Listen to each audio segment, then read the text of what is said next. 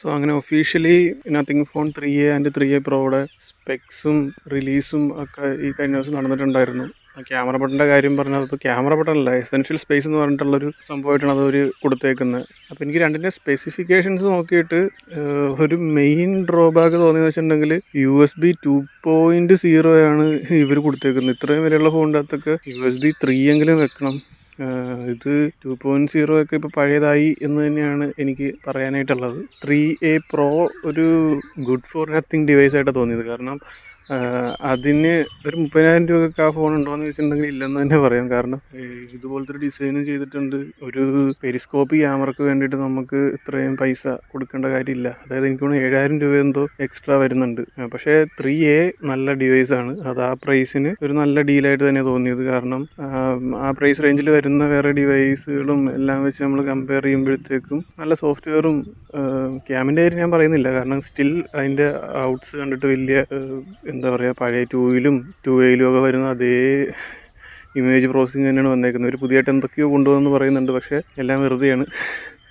ഒരു മാറ്റം വന്നിട്ടില്ല.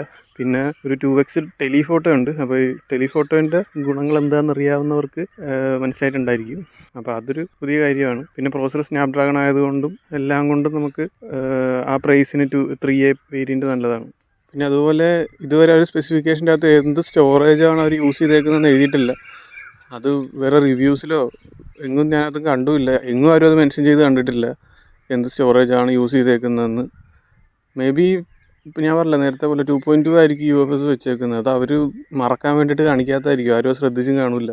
പിന്നെ വേറൊരു ഡ്രോബാക്കായിട്ട് തോന്നിയത് ഇത്രയും കാലമായിട്ടും 4K 60 ഇല്ല. ഈ 4K 30 തന്നെ ഈ ഡിവൈസുകൾക്കൊക്കെ ഉള്ളൂ. 4K 60 കൊണ്ടുവരേണ്ട കാലം കഴിഞ്ഞ് വന്ന് ഈ ഇത്രയും വിലയുള്ള ഫോണുകളിൽ പോലും 4K 60 കൊടുക്കാൻ പറ്റുന്നില്ല.